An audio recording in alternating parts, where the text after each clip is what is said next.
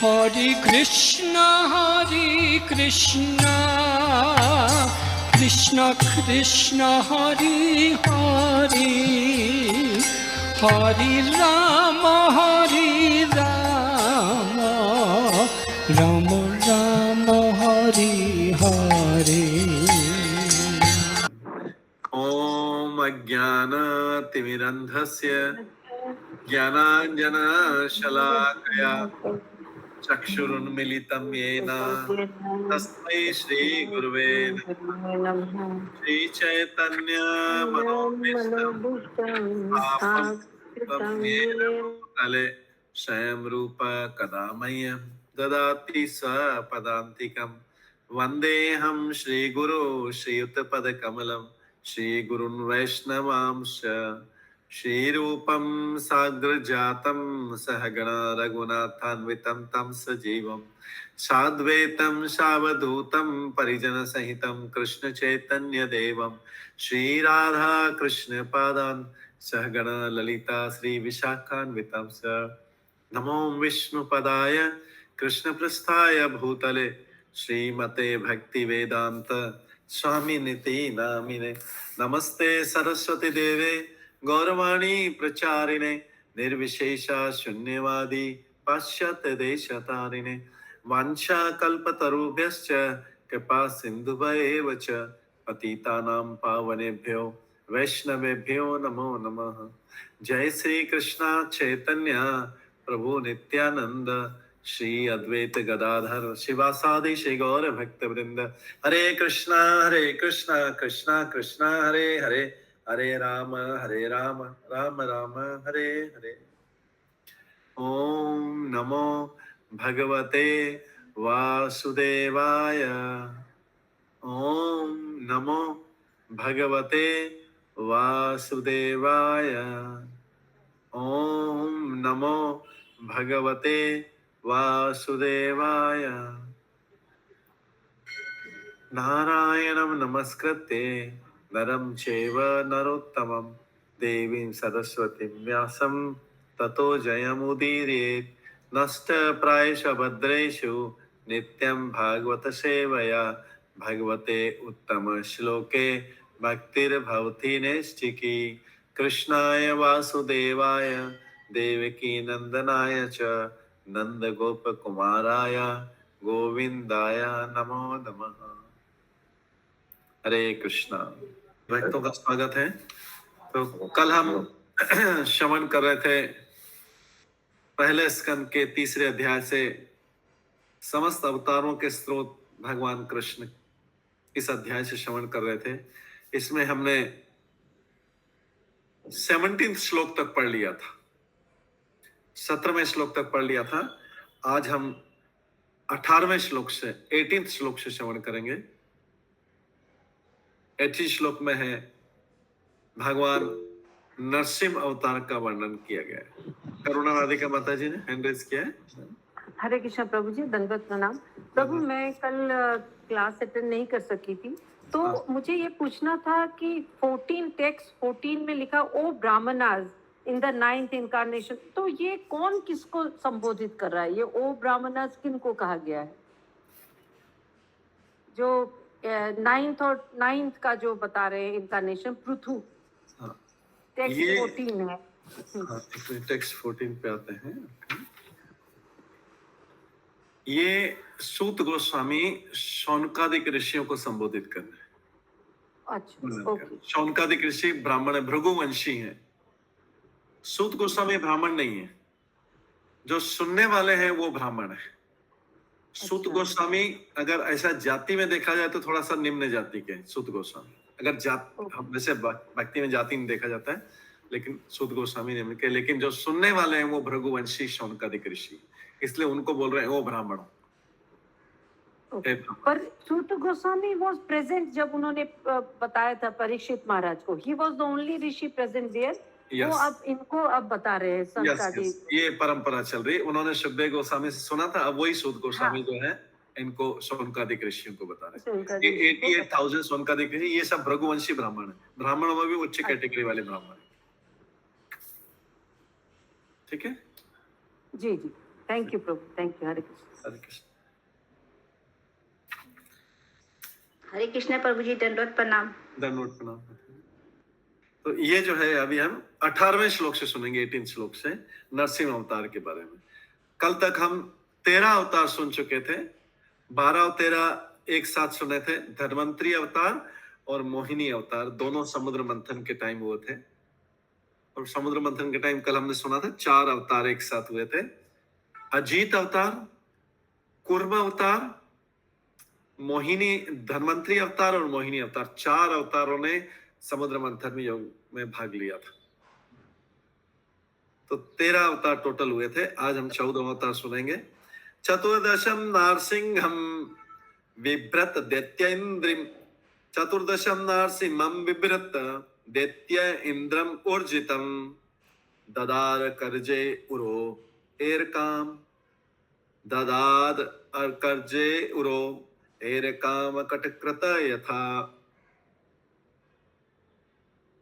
14 अवतार में भगवान नरसिंह रूप में प्रकट हुए और अपने नाखूनों से नास्तिक हिरण्यकश्यप के बलिष्ठ शरीर को उसी प्रकार चीर डाला जिस प्रकार एक बढ़ई लट्ठे को चीर देता है। मतलब कारपेंटर एक लकड़ी को जैसे चीरता है, वुड को ऐसा चीरता है, ऐसे उन्होंने अपने नाखून से, भगवान नरसिंह ने अपने नाखून से उसके नाखून उसके वक्षस्थल में डाले, उसके चेस्ट में डाले और पूरा की पूरा उसको ऐसे नाखूनों से ऐसे चीर दिया, नाखूनों से सब पूरा उसके हृदय को फाड़ दिया, पूरे वक्षस्थल को फाड़ दिया, जैसे जो कारपेंटर होता है लकड़ी को चीर देता है, आरी से चीर देता है, साव हेक्सा से चीर देता है। यहाँ पे उन्होंने अपने नाखूनों से चीर दिया, क्योंकि नाखून कौन से थे? सिंह वाले थे, नर सिंह थे। आधा शरीर मनुष्य का था, ऊपर का शरीर सिंह का था और नीचे का शरीर मनुष्य का था। नरसिंह अवतार थे। तो भगवान को दया नहीं आई, भगवान को दया नहीं आई ऐसा चीरते हुए। हाँ, करुणा दिखा माता जी। हाँ, इससे दया नहीं आई क्योंकि वो उनके भक्त को बहुत तंग किया था। ही कैन नॉट, वो एक्सेप्ट नहीं कर पाते हैं। Yes. ऐसे दया दिखा देंगे, लेकिन अगर उनके भक्त को तंग किया हो, भक्त को उन्होंने किया हो, तो वो नहीं एक्सेप्ट कर पाते। वो नहीं एक्सेप्ट करें। अगर उनको मानना है तो मान देंगे। इसलिए भगवान ने कुरुक्षेत्र में युद्ध के मैदान में सारे कौरवों का वध अर्जुन से कराने को बोला था। अर्जुन को दया आ रही थी, लेकिन भगवान को दया नहीं आ रही थी। तो हमें भी देखना है कि कहाँ पे दया करना है और कहाँ पे दया नहीं करना है। हमको भौतिक जगत में देखना चाहिए, भौतिक जगत में देखना चाहिए। लोग बोलते हैं दया के लिए किसी को ये दे दो, भिक्षा दे दो, किसी को कैसा दे दो, कहीं पे देख सोच समझ के सारा कार्य करना चाहिए कि दया कहाँ दिखानी है और कहाँ नहीं दिखानी। ठीक है, कई बार हम अपने धन को ऐसे ही दे देते हैं किसी को, हमने सोचा नहीं को क्या उसको नशा करेगा या कोई अवैध संग करेगा या मांसाहार करेगा। हम क्या सोचते हैं, बिना सोचे समझे दया आ गई तो हम दया करके उसको किसी व्यक्ति को दान दे देते हैं। हाँ, तो अभी पालिका माता जी आपका क्वेश्चन भी देते हैं। तो ये जो है भगवान, इसलिए हमें भौतिक दया जो है, भौतिक दया दिखाते टाइम ध्यान रहना चाहिए कि किस जगह दिखानी है। जहां भगवान दया दिखाते हो वहीं हमें वैसा ही व्यवहार करना चाहिए। वास्तव में चैतन्य महाप्रभु तो बोलते हैं, चैतन्य महाप्रभु को करुणा अवतार बोला जाता है या दया का अवतार बोला जाता है, करुणा अवतार बोला जाता है। तो चैतन्य महाप्रभु ने करुणा करके क्या किया? सबको भोजन बांटा, धन बांटा, वस्त्र बांटा। क्या जब वो करुणा अवतार के रूप में आए थे तो उन्होंने, आपकी आवाज नहीं आ रही कांतादेवी माता जी, कांतादेवी माता जी आपकी वॉइस ब्रेक हो रही है।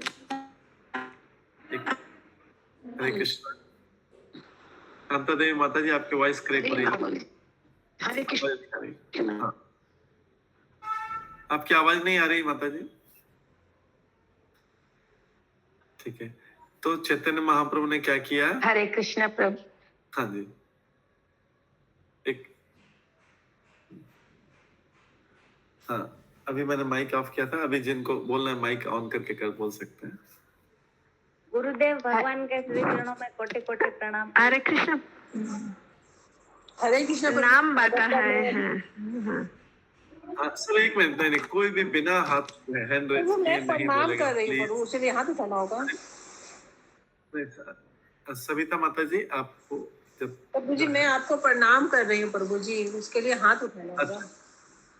हाँ अभी बीच में करें, थैंक यू, धन्यवाद, प्रणाम। गुरु जी के श्री अभी चरणों में बीच में जो प्रणाम। है, हरे कृष्णा। हाँ हरे कृष्ण माता जी, अभी बीच में एक बार जस्ट मैं क्वेश्चन पूछ रहा था, तो अभी बीच में से आप अभी बीच में कहीं प्रणाम करना तो ऐसे बीच में लिख सकते हैं, टेक्स्ट में चैट में लिख सकते हैं, मैं भी आपको प्रणाम करता हूँ, तो अभी मिक्स हो जाएगा सारा। हाँ हरे कृष्ण। सो भगवान ने चैतन्य महाप्रभु ने जब करुणा अवतार दिया तो सबको धन वस्त्र या भोजन नहीं बांटा था, करुणा अवतार ने सबको भगवान का नाम बांटा था, या हरि नाम बांटा था सबको। जैसे आप लोगों ने उत्तर दिया, हरि नाम बांटा था। तो वास्तविक करुणा या वास्तविक दया किसी के ऊपर करना है तो वो वास्तविक दया जो है सबको भगवान के नाम या भगवान की भगवत भक्ति बांटना या भगवान का नाम बांटना, ये सबसे ऊंची करुणा है, ये सबसे ऊंची दया है। और साथ में फिर प्रसाद और दूसरी चीजें भी बांट सकते हैं। तो ये हमें ध्यान रखना है कि किस प्रकार से हमें किसी के ऊपर दया दिखानी। भगवान चैतन्य महाप्रभु ने तो स्वयं करुणा अवतार लेकर करुणा बांटी, मतलब भगवत नाम की करुणा बांटी, भगवत नाम की करुणा बांटी।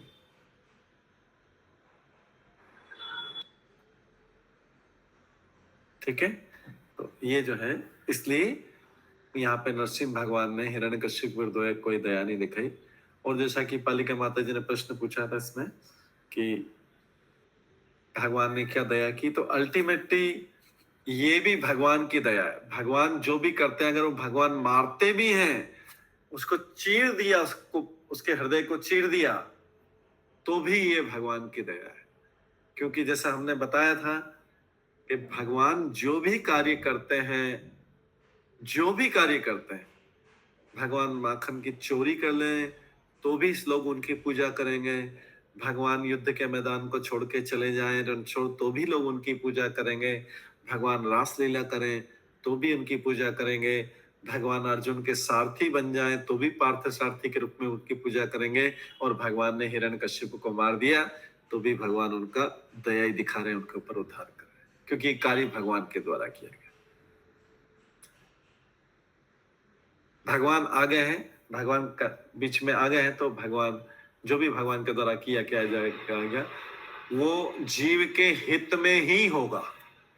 इसलिए ये अल्टीमेटली मारना भी भगवान की दया है, मारना भी भगवान की दया। इसके बाद आगे 19वें श्लोक में करते हैं, 19 श्लोक। पंचदशम वामनम कृत्वा अगात अध्वरम बले पदत्रयम याचमान प्रत्यादित्सु त्रिपिष्ठपम।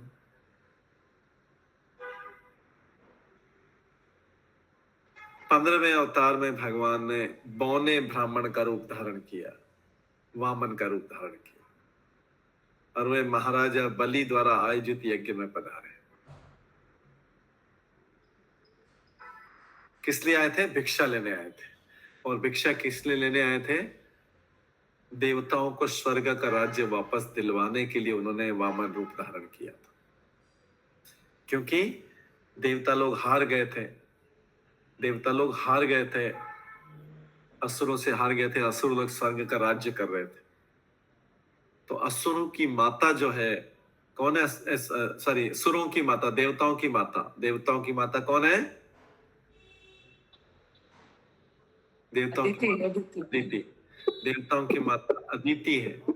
तो अदिति ने भगवान से प्रार्थना की थी, भगवान ने उसको व्रत करवाया था, पयोव्रत करवाया था, और फिर जो है इस प्रकार उस व्रत को करने के बाद में उनके घर में वामन देव का जन्म हुआ था और वामन देव ने माता से बोल दिया था कि मैं युद्ध करके नहीं लूंगा असुरों से, युद्ध करके असुरों को भगा के स्वर्ग का राज्य नहीं लूंगा, आपके पुत्रों को दिलाऊंगा लेकिन ऐसे नहीं, मैं उनसे अपनी अपनी अलग बुद्धि से अलग तरीके से उनको दिलाऊंगा। तो भगवान वामन के रूप में बने और बलि महाराज के यहाँ भिक्षा मांगने गए थे। 3 पग भूमि मांगने के बदले में उन्होंने तीनों लोगों का राज्य मांग लिया था और बलि महाराज को स्वर्ग का राज्य छोड़ना पड़ा, लेकिन जो है भगवान ने उनको उससे भी बड़ा राज्य सुतल लोक का राज्य दिया था।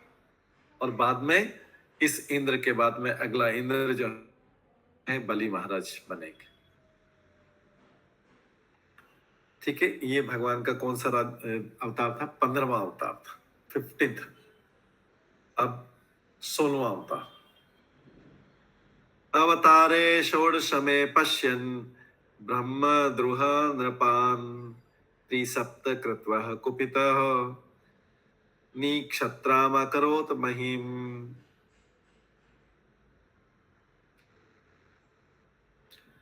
16वें अवतार में भगवान ने भृगुपति के रूप में क्षत्रियों का 21 बार संहार किया था। कौन सा अवतार था ये? परशुराम अवतार।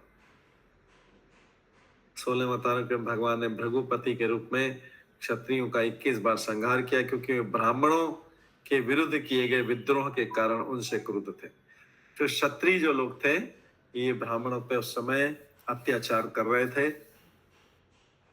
इसका आगे विस्तृत वर्णन आएगा जब परशुराम की कथा आएगी, विस्तृत वर्णन आएगा, भागवतम इसका विस्तृत वर्णन है।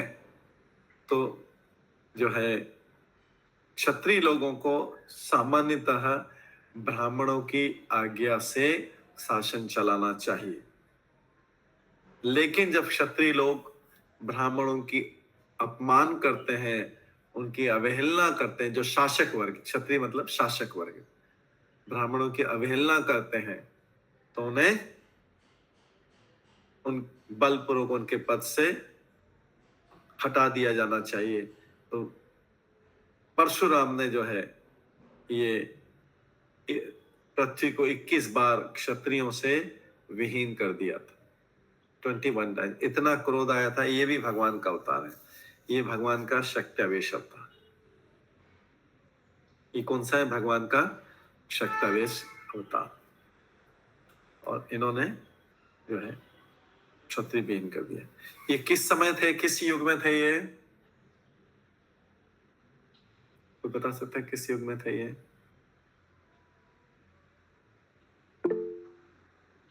हाँ, पिंकी शामाता जी बताइए। प्रभु जी त्रेता युग। त्रेता युग में थे, ओके। और किसी युग में भी थे क्या? सतयुग। प्रभु जी ये द्वापर युग में भी थे, त्रेता युग, द्वापर युग में भी थे और अभी भी हैं। ओके, सविता गुप्ता माता जी बताइए। प्रभु सतयुग में नहीं थे क्या?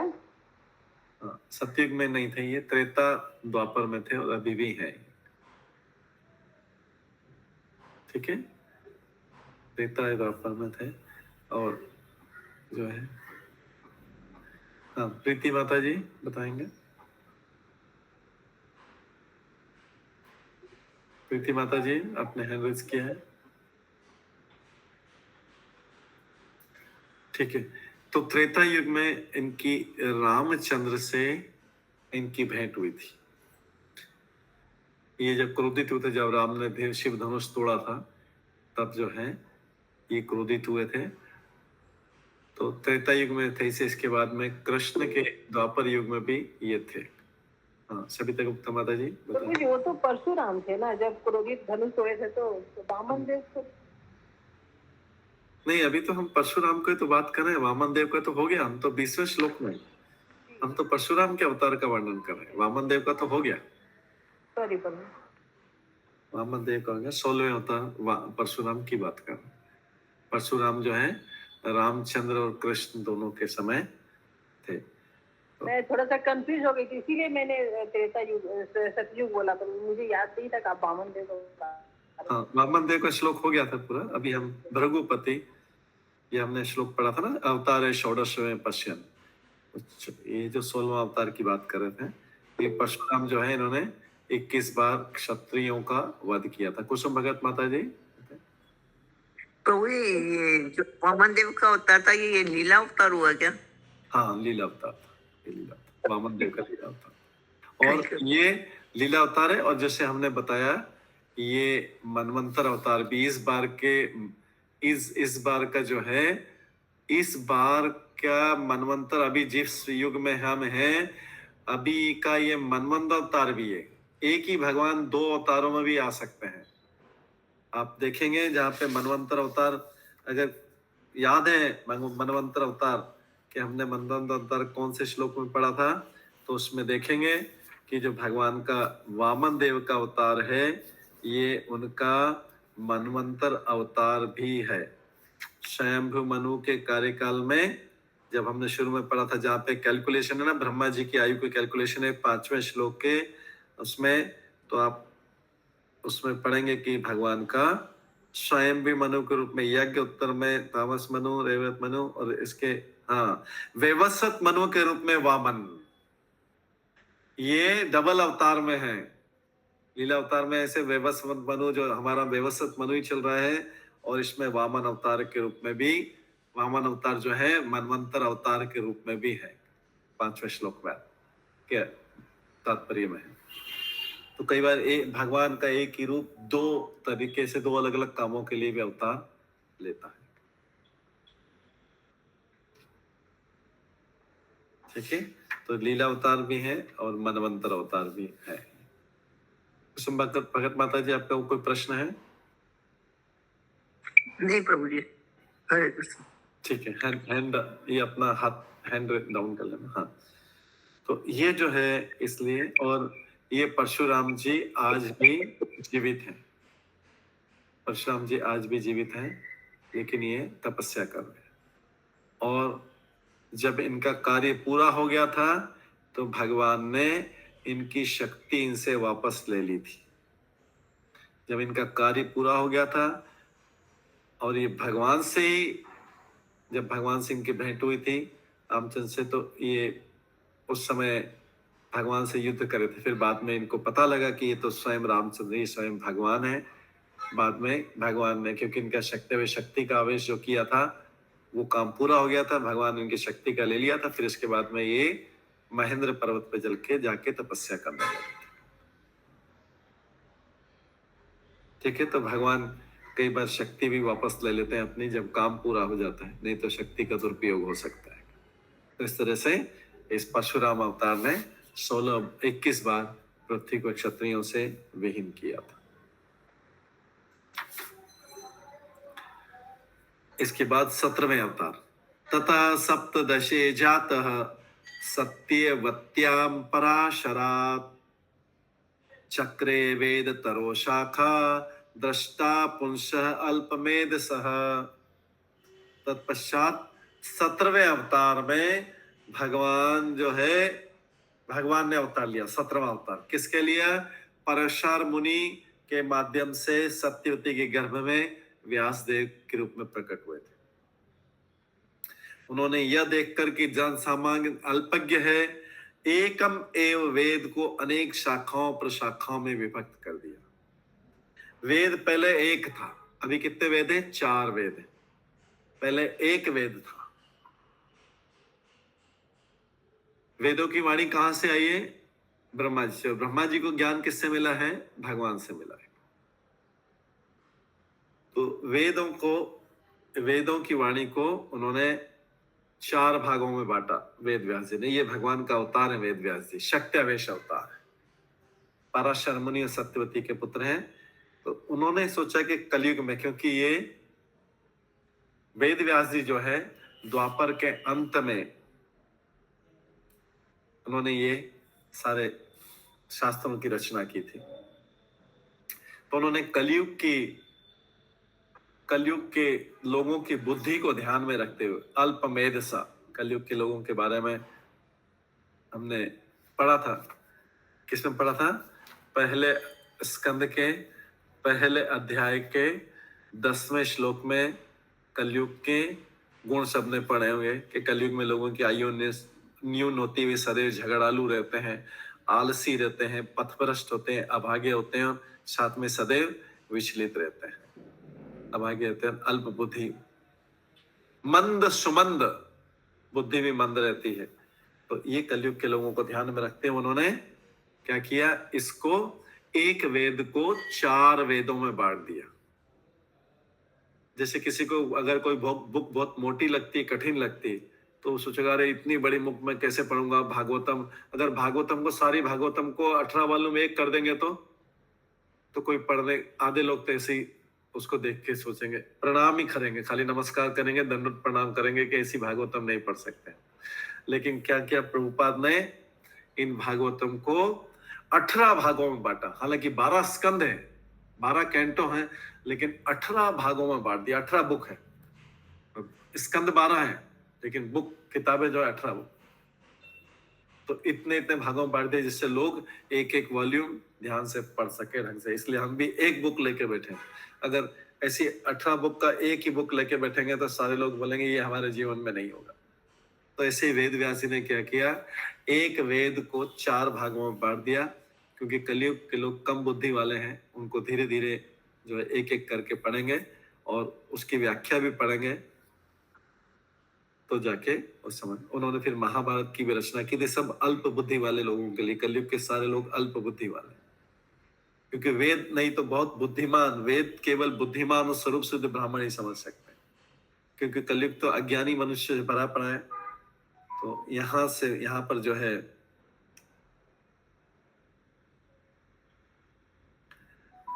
ब्राह्मण भी जो होता है, ब्राह्मण भी, कलयुग का जो ब्राह्मण है वो भी कम बुद्धि वाला ही रहता है, वो भी वेद शास्त्र नहीं पढ़ सकता। इसलिए जाति का कोई महत्व नहीं ज्यादा। तो इसलिए क्या होता है कि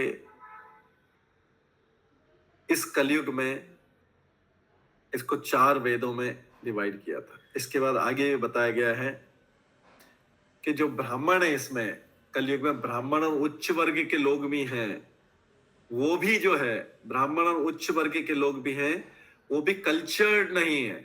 ध्यान दे रहे हैं सब लोग, वो भी कल्चर्ड नहीं, सुसंस्कृत नहीं, वो भी कल्चर्ड नहीं, सुसंस्कृत नहीं है।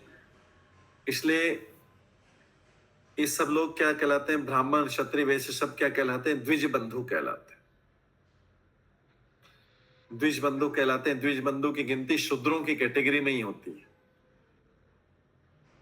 द्विज बंधु की गिनती शूद्रों में होती है। द्विज बंधु, द्विज का मतलब क्या होता है सबको पता होगा।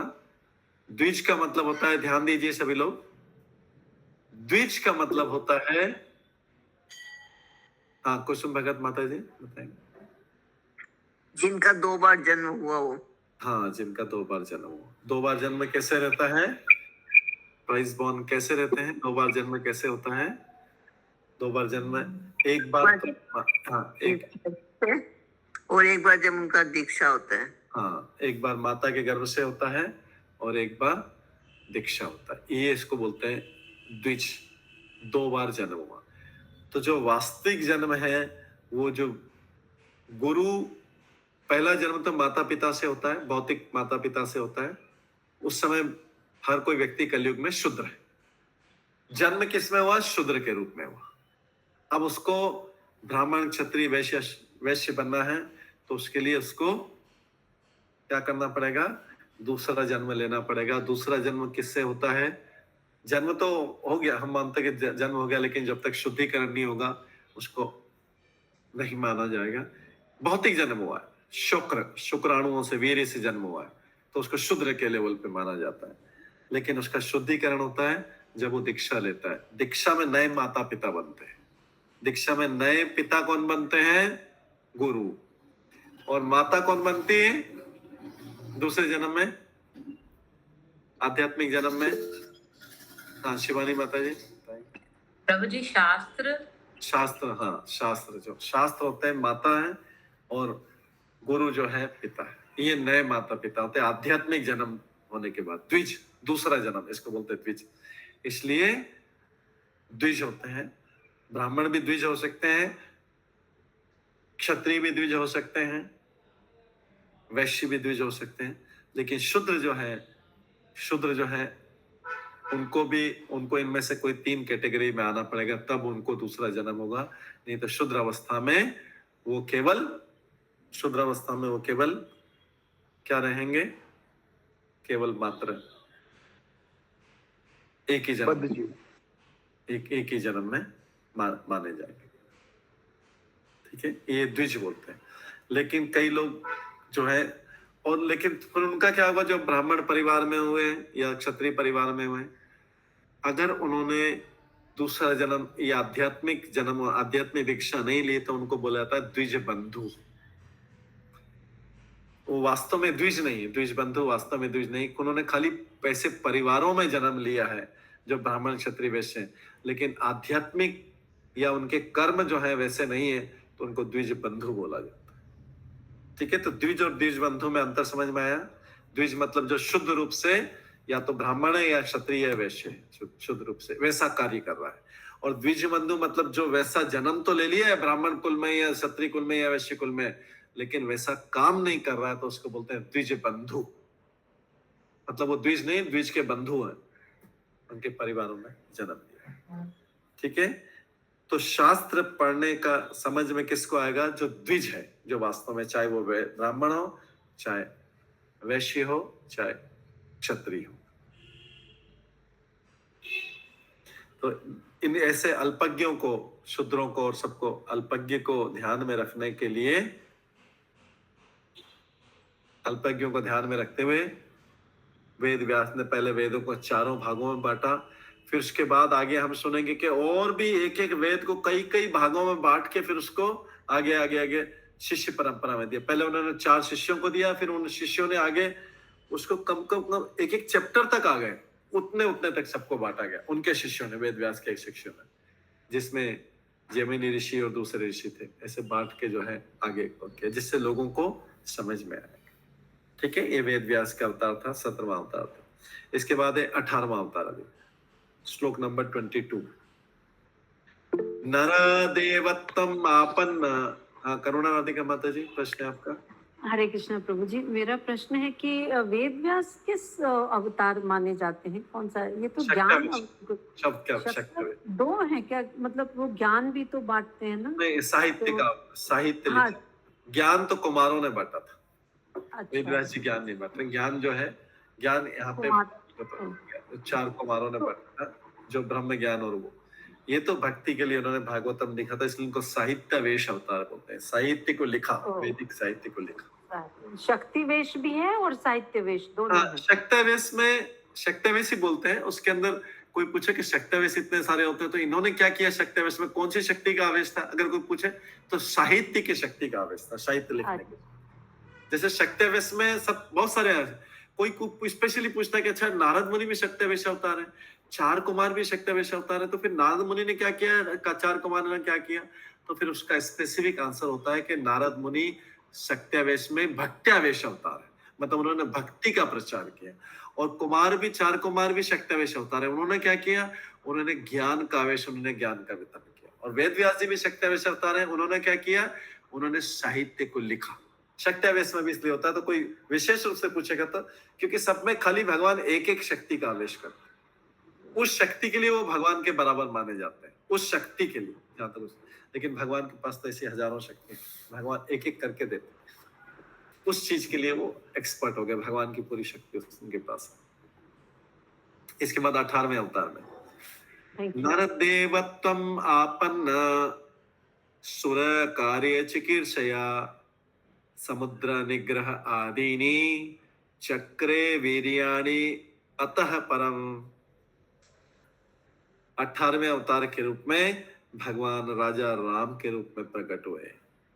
उन्होंने देवताओं के लिए मन भावन कार्य करने के उद्देश्य से हिंद महासागर को वश में करते हुए समुद्र के पार के निवासी नास्तिक राजा रावण का वध किया और अपनी अति मानवीय शक्ति का प्रदर्शन किया। 18वें अवतार थे भगवान राम, जो दशरथ के पुत्र के रूप में आए थे। क्षत्रिय कुल में सूर्य वंश में जन्म लिया था।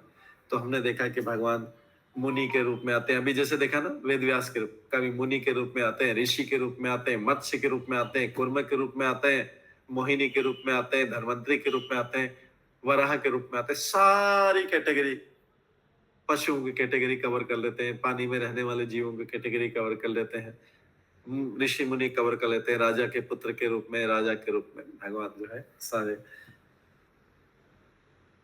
तो इससे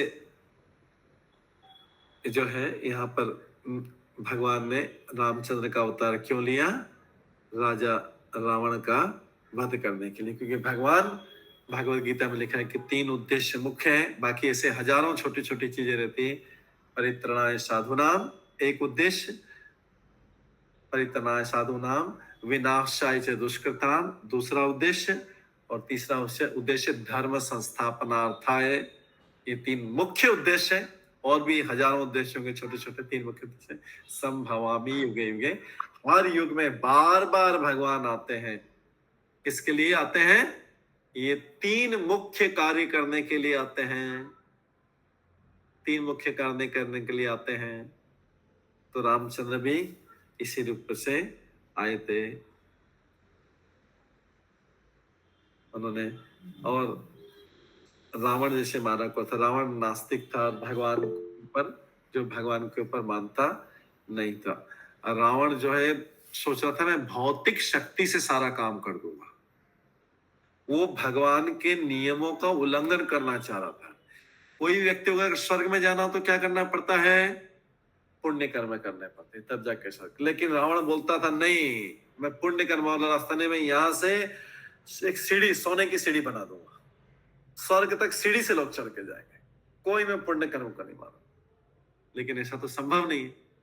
सारे शास्त्र बोलते हैं कि स्वर्ग लोग जाना है तो पुण्य कर्म करके ही जा सकते। भगवान का तो नियम है कि पाप करने से नरक में जाएंगे, पुण्य करने से स्वर्ग में जाएंगे, और भक्ति करने से भगवत धाम में जाएंगे।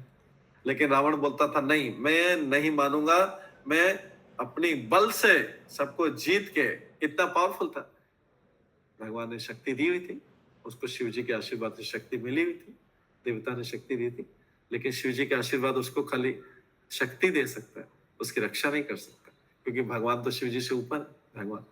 भगवान ने मार दिया उसको, क्योंकि वो भगवान की आज्ञा का उल्लंघन कर रहा था। 2 कारण थे, एक तो सीता का अपहरण किया था उसने भगवान की शक्ति को। हालांकि जो सीता का अपहरण किया था वो भगवान की माया शक्ति थी, क्योंकि अपहरण करने से पहले सीता ने माया शक्ति का रूप, अपनी छाया का रूप धारण कर लिया था, वो छाया को ले गया था।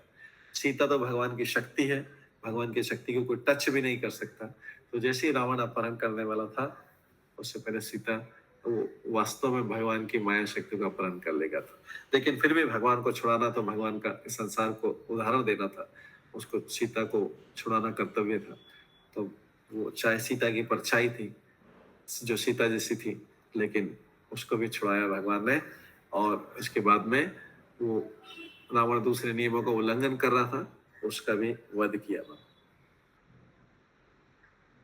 ठीक है। और वो स्वर्ग भेजना चाह रहा था सीढ़ी बना के। करुणा राधिका माता जी, आपका प्रश्न है?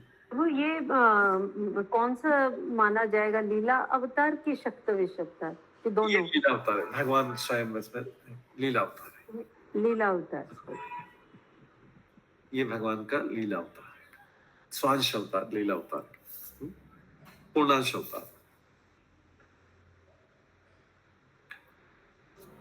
तो रामचंद्र जी ने अति मानवीय कार्य किए थे, और उन्होंने पत्थर का पुल बना के इसको, समुद्र को, हिंद महासागर को क्रॉस करके लंका में जाके रावण का वध किया था। माधव स्वरूप दास का प्रश्न है। हरे कृष्ण को दंडवत प्रणाम।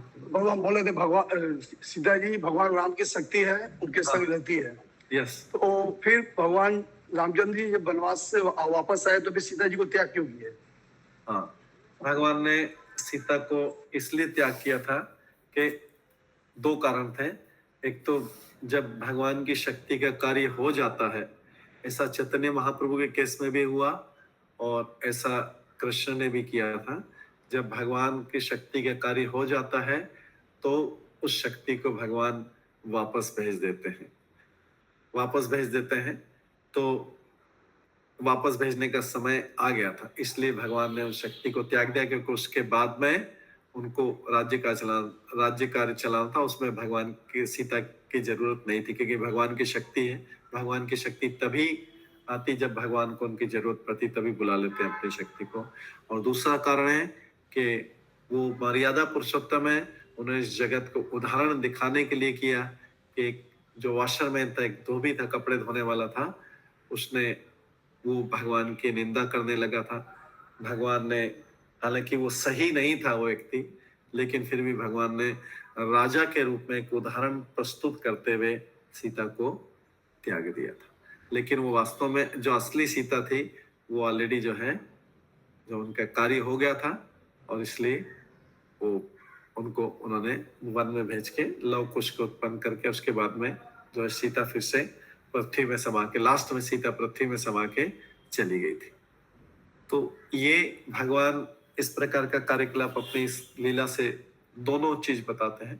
एक तो सीता वापस से अंत में भूमि में समा गई थी, क्योंकि कहाँ से आई थी सीता का जन्म जो है भूमि के माध्यम से ही हुआ था। जब जनक महाराज खेत जोत रहे थे तभी भूमि के माध्यम से हुआ था, तो वापस वहीं पे समा गई थी। क्योंकि भगवान जब आते हैं तो जरूरी नहीं कि हस्बैंड वाइफ एक साथ ही आध्यात्मिक लोक में जाएंगे। जब शक्ति का काम खत्म होता है तो शक्ति चली जाती है, शक्तिमान फिर भी रहते हैं, हालांकि अप्रकट रूप में शक्ति रहती है उनकी। और इस प्रकार से भगवान ने एक उदाहरण भी पेश किया कि राजा का जीवन जो है निष्कलंक होना चाहिए। क्योंकि धोबी ने आरोप लगाया था कि जो सीता है ये रावण के यहाँ पर पुरुष के द्वारा स्पर्श की गई, जबकि रावण ने जिस सीता को स्पर्श किया वो माया सीता थी। लोगों को ये सारी चीज पता नहीं, तो लोग अलग अलग कहानियां बनाते हैं इसकी। रावण ने जिस सीता को स्पर्श किया वो माया सीता थी। फिर भी भगवान ने और फिर बाद में आके उस माया सीता ने अग्नि में प्रवेश किया। अग्नि से युद्ध जीतने के बाद में अग्नि से जो वास्तविक सीता थी, रियल सीता थी, वो बाहर निकली थी और भगवान ने उसको अपने साथ में ले गए थे। लेकिन भगवान को अपनी लीलाएं समाप्त करनी थी, तो सीता मैया को भी उनको पुत्र लव और कुश उत्पन्न करने के बाद सीता मैया ने भी अपना शरीर अलग से छोड़ा था, फिर से भूमि में समा गई थी, वहीं से निकली थी। और इस बीच में भगवान ने उदाहरण प्रस्तुत करने के लिए कि राजा का चरित्र निष्कलंक होना चाहिए, उन्होंने सीता का परित्याग कर दिया। ठीक है माधव स्वरूप प्रभु? हाँ ओके भाई, ठीक है। क्योंकि बाहरी रूप से लगता है कि भगवान ने सीता का त्याग किया, लेकिन क्या भगवान कभी अपनी शक्ति का त्याग करते हैं क्या? कभी नहीं करते। शक्ति और शक्तिमान जो है बिना शक्ति के नहीं रह सकता। ये ध्यान से सुनिएगा, शक्तिमान बिना शक्ति के नहीं रह सकता और शक्ति बिना शक्तिमान के नहीं रह सकता। राधा कृष्ण के बिना नहीं रह सकती, कृष्ण राधा के बिना नहीं रह सकते, राम सीता के बिना नहीं हो सकता, सीता राम के बिना नहीं हो सकते, लक्ष्मी नारायण के बिना नहीं हो सकते, नारायण लक्ष्मी। तो जब त्यागने का मतलब है कि अभी वो सीता जो उनके पास थी वो अभी उनके पास में नहीं, वो कोई दूसरा कार्य कर रही है। अप्रकट रूप में उनके साथ में, लेकिन प्रकट रूप में कोई दूसरा कार्य कर रही। कभी भी शक्ति और शक्तिमान कभी भी सेपरेट नहीं हो सकते। जब भगवान कृष्ण भी वृंदावन छोड़ के गए थे, मथुरा गए थे, तो जो ब्रजवासी, जो ब्रजेंद्र नंदन कृष्ण है, वो नहीं, वो अप्रकट रूप में हुए थे। तो गोपियों को लगा विरह के भगवान चले गए, वास्तव में भगवान नहीं थे, लेकिन आप दिखाई नहीं दे रहे थे। ठीक है, तो भगवान इस प्रकार की लीला करते हैं, लेकिन जो है बाहरी रूप से जब उसको अंदर से समझेंगे तो पता लगेगा कि कभी भी शक्ति और शक्तिमान एक दूसरे से अलग नहीं होते। हाँ, कविता बत्ता मात्रा जी। यस प्रभु जी, ऐसे तो राजा को अलाउड है 2-4 शादियां करने का, लेकिन वो भगवान थे शायद इसलिए। रामचंद्र के रूप में, हाँ, रामचंद्र के रूप में वो मर्यादा पुरुषोत्तम, मर्यादा की स्थापना करने आए थे। उन्होंने अति मानवीय लीलाएं की यहाँ पे, लेकिन कृष्ण आए थे लीला पुरुषोत्तम के बारे में। कृष्ण ने इस चीज का ध्यान नहीं, कृष्ण ये शिक्षा देने नहीं आए थे, मानव वाली शिक्षा देने नहीं आए थे, वो तो बताने आए थे कि मैं पूर्ण पुरुषोत्तम भगवान हूँ। इसलिए कृष्ण ने 16,108 रानियों से विवाह किया था। इसे उसकी भी हमको पता है कि किस कंडीशन में, वो उन्होंने अपनी इच्छा से विवाह नहीं किया था। उन राजकुमारियों ने कृष्ण के पास आई थी, निवेदन किया था कि आप हमें स्वीकार कर लो, नहीं तो हमें कोई और स्वीकार नहीं कर पाए, क्योंकि नरकासुर ने उनका वध कर दिया, उनका अपहरण कर लिया था। तो भगवान अलग अलग काल में आते हैं, अलग अलग युग में आते हैं और अलग अलग लीलाओं का प्रदर्शन करते हैं। जब रामचंद्र के रूप में आए तो मर्यादा को बनाने के लिए, मर्यादा को बताने के लिए कि एक स्त्री विवाह किया, मर्यादा, इसलिए उनको बोला था मर्यादा पुरुषोत्तम राम। उस समय दूसरा उपदेश देने आए थे राजा का, और धार्मिक रूप से। कृष्ण के रूप में आए तो लीला पुरुषोत्तम, लीला महान थी, असुरों को मारना, भक्तों को प्रसन्न करना, ये लीला। तो हर बार, इसलिए तो भगवान कितने सारे अवतार लेते हैं। कोई बोलता है भगवान इतने करोड़ों अवतार क्यों लेते हैं? अलग अलग काम के लिए हर बार अलग अलग तरीके से आते हैं उस समय के लोगों को शिक्षा देने के लिए। तो मानवों को, मनुष्य को शिक्षा देना क्या दिया है? मर्यादा पुरुषोत्तम रामचंद्र के ऊपर किया। हम भगवान कृष्ण की लीलाओं की नकल नहीं कर सकते। अगर हमको नकल करना है, कुछ कॉपी करना है, तो रामचंद्र के जीवन से कर सकते हैं, लेकिन कृष्ण की लीलाएं जो है, फिर हमको गोवर्धन भी उठाना पड़ेगा, छोटी वाली उंगली से गोवर्धन भी लेफ्ट हैंड में उठाना पड़ेगा। पहले बुक उठाने की प्रैक्टिस करनी पड़ेगी कि 7 दिन तक एक छोटी उंगली में बुक उठा के रख सकते हैं क्या? तो ये टेस्ट करेंगे, तब जाके फिर हम सोचेंगे कि आगे कुछ और उठा सकते हैं। इसलिए भगवान का, हाँ जी, ऐसे तो रामचंद्र की भी नकल नहीं कर सकते आजकल, तो बिल्कुल ही नहीं। हाँ, नकल, अगर किसी को आदर्श मानना है, उनकी क्रियाओं की भी, यस आपकी बात सही है, लेकिन किसी को मानना है, आदर्श मानना है, तो रामचंद्र को आदर्श, मनुष्य के लिए रामचंद्र को आदर्श मान सकते हैं। नकल तो शब्द थोड़ा सा गलत है, नकल का, उनको आदर्श मान के उनको अगर करना है, उनको करना है, तो रामचंद्र का मान सकते। कृष्ण के रूप में कृष्ण को आदर्श मान, कृष्ण की शिक्षाओं को आदर्श मान, कृष्ण जो भागवत गीता और इसमें शिक्षा दी उनको आदर्श मान। ठीक है, नेक्स्ट श्लोक में पढ़ते हैं। एको न विषे विशन्ति में वृष्णिषु प्राप्य जन्मनि राम कृष्णो इति भुवा भगवान अहरत भरम। 19वें तथा 20वें अवतारों में भगवान वृष्णि वंश में यदुकुल में भगवान बलराम तथा भगवान कृष्ण के रूप में अवतरित हुए। अब यहाँ पे अवतारों की गिनती में इनको किया गया है, हालांकि ये दोनों मूल रूप से ही भगवान है, ये इनको अवतार लेने की जरूरत नहीं है, तो अवतारी है। लेकिन क्योंकि आए थे द्वापर युग में, इसलिए अवतारों में कर लिया, क्योंकि इनके अंदर सारे अवतार आए थे। इनके अंदर वासुदेव भी आए थे। एक्चुअली देवकी और वसुदेव के पुत्र से ही वासुदेव का जन्म हुआ था। देवकी और वसुदेव के पुत्र से वासुदेव का जन्म हुआ था भगवान का। तो ये जो और नंद यशोदा के यहाँ थे, उनके यहाँ भी एक कन्या का जन्म हुआ था। साथ में आचार्य लोग बताते हैं कृष्ण का भी जन्म हुआ था, जो ब्रजनंदन कृष्ण है। तो ये वासुदेव कृष्ण जो है ब्रजनंदन कृष्ण में मिलके फिर दोनों एक कृष्ण हो गए थे, ये विश्वनाथ चक्री ठाकुर बतलाते हैं। तो यहाँ पर जो है बलराम और कृष्ण को इसलिए इनको अवतार के रूप में गिनती की गई, हालांकि मूल रूप से पूर्ण पुरुषोत्तम भगवान है। तो इसलिए कितने हो गए? 19 और 20, 20 अवतार हो गए। ये तो साक्षात परमेश्वर है। नीचे लिखा है प्रभुपाद ने, भगवान कृष्ण पुरुष से आए अवतार नहीं, ये पुरुष अवतार वाले अवतार नहीं है। बाकी सब लोग अवतार किससे आए थे? हमने किससे बोला था किससे आए सारे अवतार संसार में? किसको याद है? जब तीनों विष्णु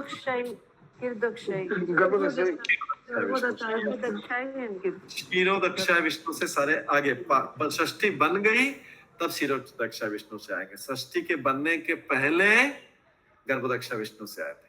ब्रह्मा भी गर्भोदक्षा विष्णु से निकले थे।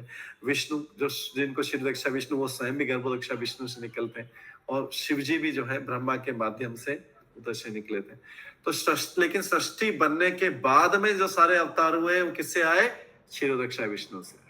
ये दोनों में अंतर समझना पड़ेगा, ठीक है? षष्ठी बनने के बाद में सारे अवतार से, लेकिन ये दोनों अवतार जो है, ये दोनों अवतार इससे, ये दोनों अवतार क्षीरोदक्षाय विष्णु से नहीं आए हैं, पुरुष से नहीं आए हैं। इसलिए प्रभुपाद ने क्लियरली लिख दिया है ये साक्षात परमेश्वर है, ठीक है? समना गौरांगी माता जी का प्रश्न है। हरे कृष्णा प्रभु जी, सादर प्रणाम प्रभु जी। शिव जी और ब्रह्मा जो हैं वो गर्भोदक्षाय विष्णु से हैं। ब्रह्मा जी तो कमल से निकले ना, गर्भोदक्षा विष्णु के कमल से। और हाँ, उन्हीं हाँ। ब्रह्मा जी से फिर शिव जी भी निकले थे, उनके आईब्रो से, उन्हीं उन्हीं ब्रह्मा की आईब्रो से, भौं के बीच में से हाँ। क्रोध में आए शिव जी।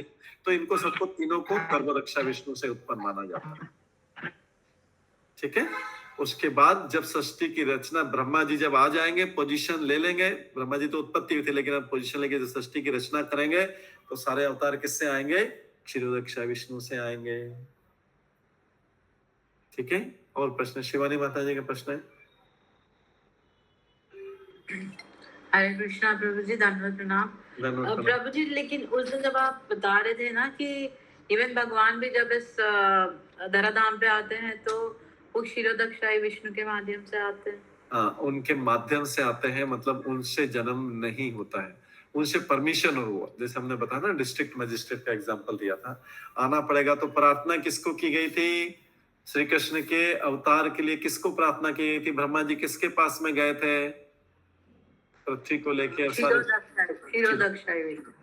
क्षीरोदक्षा विष्णु ने आगे कृष्ण से प्रार्थना की, पता लगता है। और फिर कृष्ण उन्हीं के, मतलब क्षीरोदक्षा विष्णु की नॉलेज में है ना सारा, उन्होंने ही तो प्रार्थना को स्वीकार किया था और बोल भी दिया था कि भगवान अवतरित होंगे, आप सब लोग देवता लोग यदुवंशियों में जन्म लीजिए, क्योंकि सृष्टि बन गई थी अभी तो इसलिए। लेकिन ये पुरुष से निकले हुए नहीं है, ये क्षीरोदक्षा विष्णु से निकले हुए नहीं, क्षीरोदक्षा विष्णु की ज्ञान में है, उनकी नॉलेज में है, उनकी प्रार्थना से ही आए। ठीक है। लेकिन बाकी सारे अवतार तो क्षीरोदक्षा विष्णु से ही आते हैं। ठीक है। ये उनसे नहीं आए, उनकी परमिशन, उनके ज्ञान, उन्हीं की प्रार्थना से आए हैं क्षीरोदक्षा विष्णु। हर बार भगवान को ओरिजिनल रूप में आना तो प्रार्थना तो क्षीरोदक्षा विष्णु करते हैं, लेकिन अपने मूल रूप में आते हैं। वास्तव में जब कृष्ण आते हैं तो क्षीरोदक्षा विष्णु तो उनके अंदर रहते हैं अवतार के रूप में। ऐसे कर्मदक्षा, गर्भदक्षा, क्षीरोदक्षा, सारे अवतार सब उनके अंदर रहते हैं। ठीक है। हाँ, और किसी के कोई प्रश्न था? नहीं, आगे बढ़ते हैं।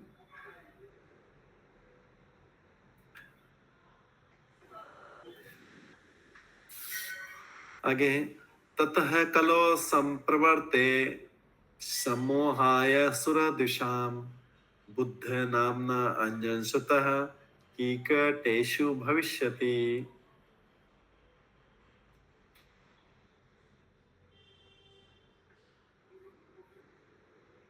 और उसके बाद में उसके बाद में भगवान कलयुग के प्रारंभ में, जब कलयुग शुरू हुआ था, प्रारंभ में अंजना के पुत्र बुद्ध के रूप में उन लोगों को मोहित करने के लिए प्रकट होंगे जो श्रद्धालु आस्तिकों से ईर्ष्या करते हैं। ये भागवतम 5000 साल पहले लिखा था और इसमें लिखा है कि बुद्ध अवतार में भगवान आएंगे। 5000 साल पहले लिखा था, तो अभी तो 5000 साल तो हो गए। उसके बाद तो बुद्ध अवतार आया था, सबको याद है कि 3000 साल पहले बुद्ध अवतार आया था। तो इसलिए भागवतम में लिखा है आएंगे। 5000 साल पहले बोला था तो भविष्यवाणी सही हुई। 3000 साल पहले बुद्ध आए थे। और कहाँ पे अवतार लेंगे?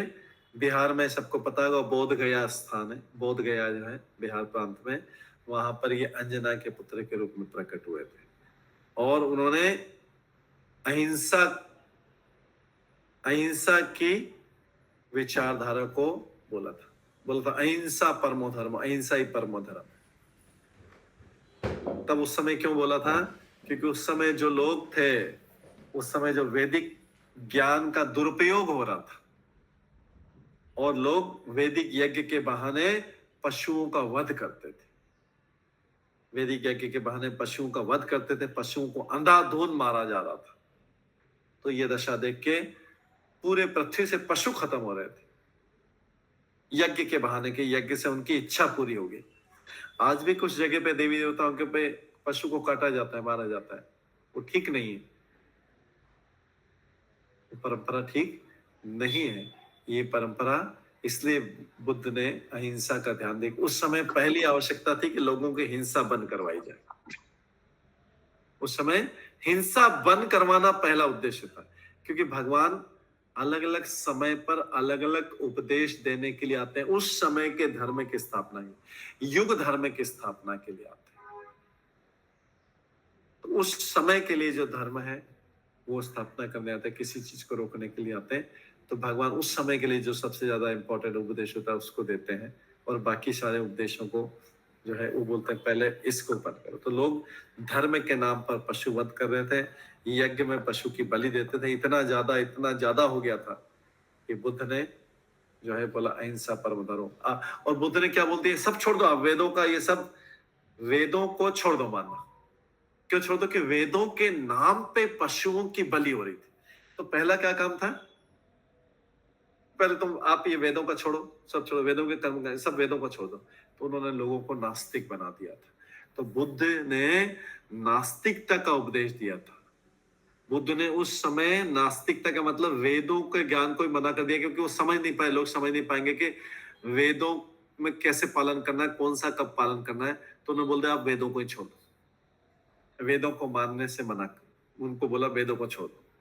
इसलिए उसको बोला जाता है नास्तिकता का प्रचार किया था। और बोल दिया था कि वही भगवान है बुद्ध ने। तो भगवान बुद्ध की कृपा थी कि उन्होंने अश्रद्धालुओं को अपने प्रति श्रद्धालु बना लिया था कि वेदों को छोड़ो, क्योंकि वेदों में पशु की बलि कर रहे हैं। अब वेदों में पशु बलि का सबको पता है कि किसी कारण से कहीं पे लिखा हुआ है।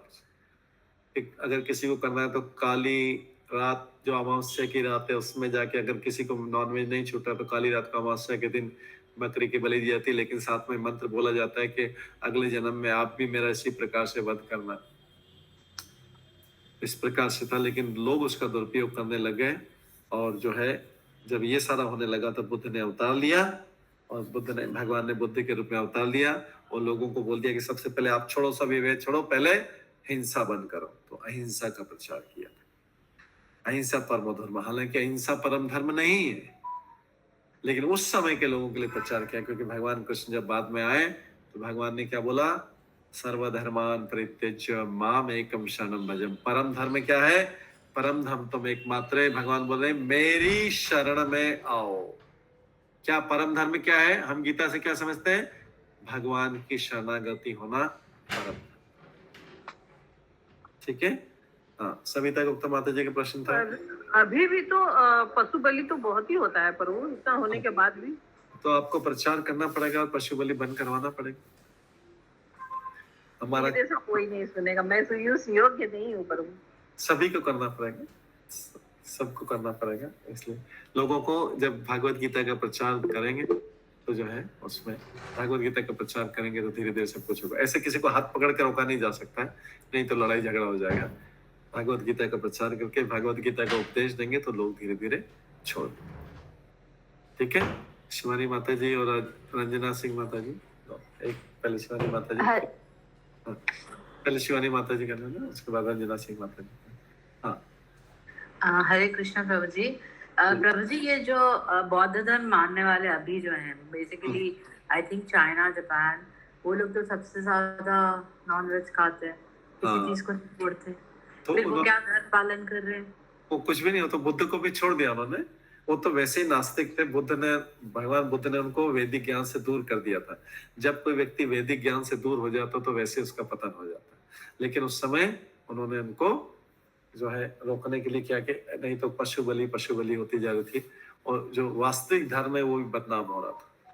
जो वास्तविक वैदिक धर्म है, वैदिक वैसा लिखा नहीं है पशुओं के अनादुन हत्या करना, लेकिन वो कर रहे थे। तो उसने सबसे पहले बोल कर आप वेदों को भी छोड़ दो। उनसे वेदों को ही छुड़वा दिया था, क्योंकि वेदों में वो गलत अर्थ निकाल के कर सकते हैं। और आके फिर जाना है 2 बजे पंकज नेत्र प्रभु, आपका माइक ऑन है।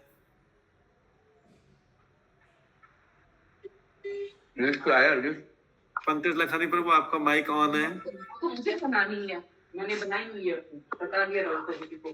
पंकज लखानी प्रभु, आपका माइक ऑन है।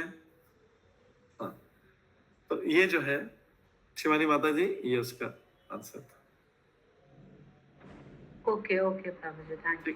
रंजना सिंह माता जी। हरे कृष्णा प्रभु जी। पशु बलि तो मतलब रोक, बोलने से तो कोई रोक तो नहीं। हमारे यहाँ तो शास्त्रों में भी बोलते हैं, महाभारत शास्त्र अगर घर पे रखेंगे तो घर पे महाभारत होगी। ये विचारधाराएं हैं शास्त्रों के प्रति। तो कैसे सुधरेगा समाज? कैसे सुधरेगा? हम सबको, आपको भी मिलके, हमको सबको मिलके सुधारना है। भागवत गीता सबको पढ़ाएंगे, भागवत गीता को उपदेश देंगे, कीर्तन करवाएंगे, हरि नाम संकीर्तन कराएंगे, सब लोग समझ जाएंगे। हम लोग भी तो मूर्ख थे सब पहले, हम लोग भी धीरे धीरे समझ रहे हैं ना उन चीजों को। जी प्रभु जी। हम लोग समझ रहे हैं, हम जैसे मूर्ख समझ रहे हैं तो बाकी लोग भी समझ जाए धीरे धीरे। ठीक है, सुनीता बजाज माता जी का प्रश्न है। हाँ, मैं ना इसके ऊपर जैसा कुछ बोलूं, भगवत गीता ये महाभारत के लिए बोलते कि ना महाभारत इतना बढ़िया ग्रंथ है, इतना बढ़िया, इसके जैसा कोई नहीं है। और इसको पढ़ के ना लोगों में जागृति आती थी, लोग है ना बहुत आत्मसम्मान, बहादुर बहुत होते थे। तो उस समय अंग्रेज लोग सोचे ना कि ये लोग ऐसे ऐसे महाभारत घर में रहेगा तो इन लोग को हम लोग हरा नहीं सकेंगे। तो बोले कि तब इन लोगों ने ना पैसा दे करके पंडितों को खरीद लिया और सब बड़े बड़े बोले कि नहीं महाभारत से ये सब ऐसे भ्रांति फैला दी, और इसलिए लोगों ने ना घरों में महाभारत रखना बंद कर दी। वेरी गुड, चलिए ठीक है। माता जी ने एक और कारण बताया कि महाभारत क्यों घर पे रखी गई। ठीक है, इस प्रकार से ये जो है भविष्यवाणी हुई। और इसके पश्चात जो है यहाँ पर भगवान के 25वां श्लोक, 24वां श्लोक कर लिया था मैं, 25वां श्लोक है। अथासो युग संध्यायाम दस्यु प्रायेषु राजसु जनिता विष्णु यशसः नामना कलकी जगतपति। तत्पश्चात सृष्टि के सर्वे सर्वा भगवान 2 युगों के संधि काल में कल्कि अवतार के रूप में जन्म लेंगे और विष्णु यशा के पुत्र होंगे। देखिए, पहले जैसे बुद्ध के लिए भविष्यवाणी की थी 5000 साल पहले, तो बुद्ध का जन्म हुआ था 3000 साल पहले। अभी कल्कि के बोला कि कलिक 2 युगों के संध्या काल में कल्कि अवतार के रूप में भगवान जन्म लेंगे और विष्णु यशा के पुत्र होंगे। उनके पिता का नाम भी बता दिया और ग्राम भी बता दिया। ग्राम का है संबल ग्राम में होंगे, आगे इसी में बताया। विद्वान ब्राह्मण विष्णु यशा के पुत्र होंगे, संबल ग्राम में होंगे। ये भविष्यवाणी अभी से कर दी, जबकि ये होने वाला है अभी 4,00,000 साल से 4 लाख से ज्यादा साल बचे हैं अभी। 4 लाख से ज्यादा साल बचे हैं अभी। टोटल कलयुग 4,32,000 का, उसमें 5,000 साल हो गए, 4,27,000 साल बाकी हैं। और 2 युग की संध्या मतलब होता है कि सतयुग का प्रारंभ होने का समय शुरू हो जाएगा और कलयुग खत्म होने लगेगा, उसको संध्या बोलते हैं। संध्या मतलब होता है जंक्शन, दो युगों का पॉइंट, मिलन पॉइंट। तो कलयुग इधर से खत्म हो रहा होगा और सतयुग के चालू होने का टाइम आ जाएगा। तो उस समय भगवान अवतार लेंगे और सबको जो है, सबका सारे दुष्टों का वध करेंगे। बहुत कम लोग, जो लोग जंगलों में चले गए और भक्ति कर रहे हैं, वनों में तपस्या कर रहे हैं, वही शेष रह जाएंगे।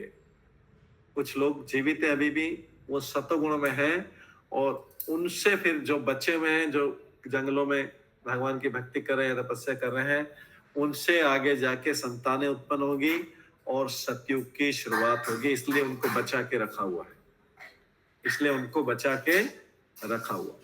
उनके कुछ आगे नाम भी आएंगे कि इनको बचा के रखा हुआ है, लेकिन भगवान तो आगे उन लोगों के नाम भी आएंगे। लेकिन यहाँ पे जो है कल्कि अवतार किन क्या होगा? ब्राह्मण, विद्वान ब्राह्मण विष्णु यशा उसका नाम होगा, और संबल ग्राम में है। और उस समय जब कलयुग के अंत होने लगे, तब जाके जब शासक भी लुटेरे बन चुके होंगे, मनुष्य की आयु बहुत कम होगी और कोई रक्षा करने वाला नहीं रहेगा, मनुष्य का मांस खाएगा, अब अकाल पड़ेगा, लोग जंगली पेड़ पौधे खाएंगे। ये जो सारा के सारा कलयुग के अंत के लक्षण है। उस समय भगवान को अवतार लेना पड़ेगा।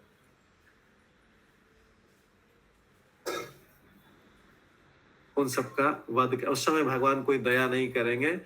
क्यों नहीं दया करेंगे? कि सभी जो है निम्न प्रवृत्ति के लोग हो गए होंगे। तो सारे जो शहरों में सब, कुछ एक लोग जो गिने चुने, कुछ गिन सकते हैं, इतने लोग बचेंगे गांव में, कहीं भगवान की भक्ति कर रहे होंगे, या पर्वतों में जंगलों में होंगे भगवान की भक्ति कर, उनको लेके उनकी संतानों से फिर से सतयुग की शुरुआत होगी। इस तरह से कलयुग खत्म होगा।